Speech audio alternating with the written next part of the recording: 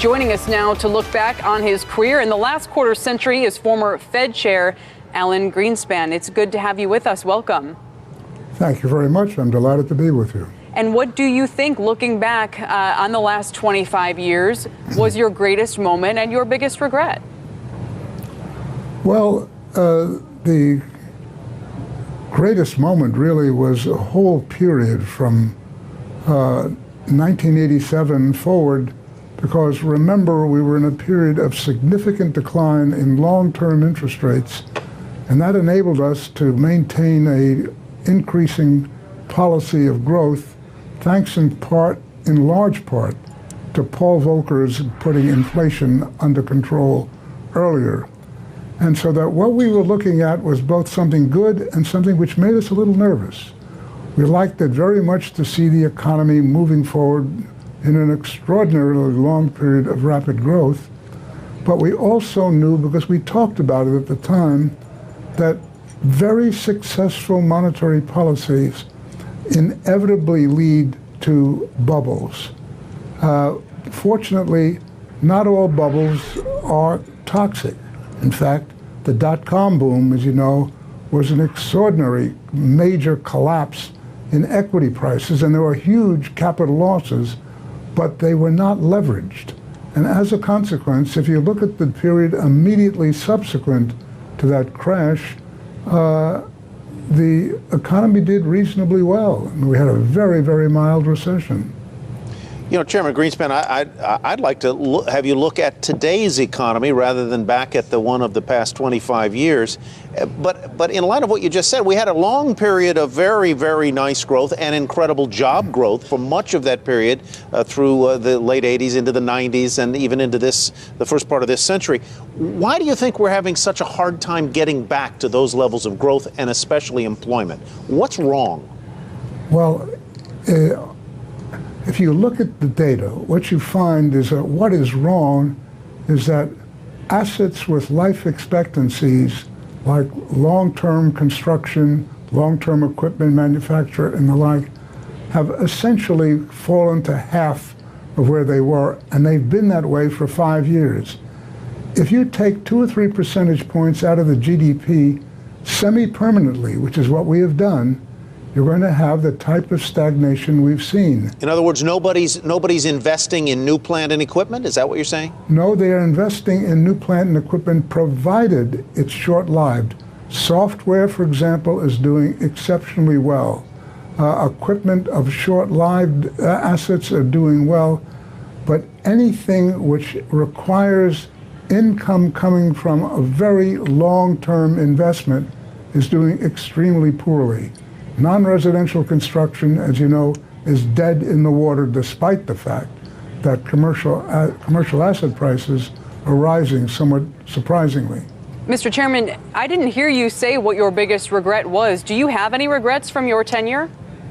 Oh, yeah, of course. Many.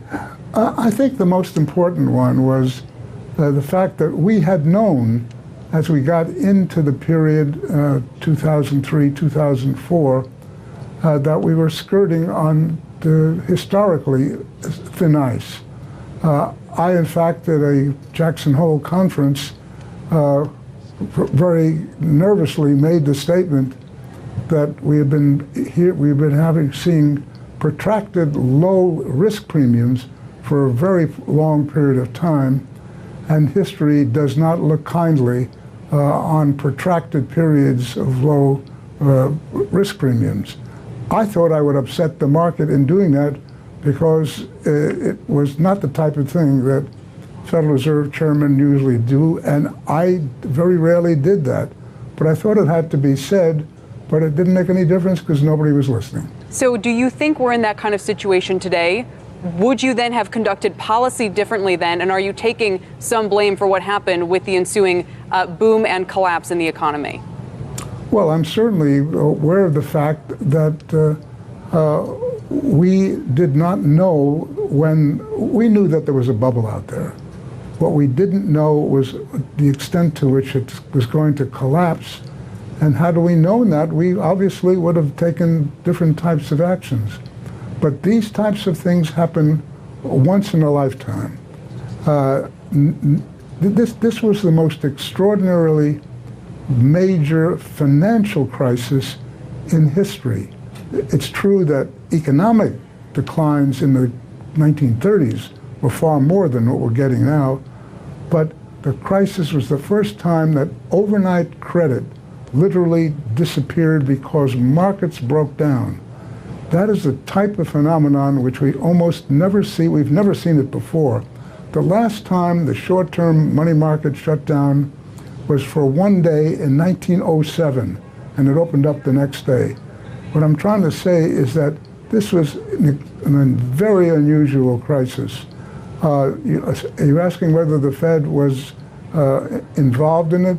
Well, there's a very big argument with respect to whether or not our policies in the early 2000s were too inflationary. I submit that we did move the rates down because we were fearful as price inflation was falling for very much the same reasons that people are worried today about deflation. But the most important issue is despite the fact that we lowered rates, we did not have long-term rates moving down. We did not have money supply accelerating. There are no fingerprints of an easy money policy in the marketplace. And so while it could have been, and we could have been very culpable at that time, but I think I've made lots of mistakes in the 18 and a half years I was at the Fed. I don't think that one was one, and I don't think that we were, as an organization, significantly involved in what was happening in the global markets. Remember that we had a housing price boom of about the same order of magnitude of Australia and Canada. Neither one of those had the types of problems we had, largely because of the very toxic market that emerged with respect to subprime mortgages. I know people think that we were involved in that, but the evidence is that we were not. All righty. Mr. Chairman, thank you very much for being with us. My pleasure. Alan Greenspan. No one more central to what happened with the economy over the last quarter century.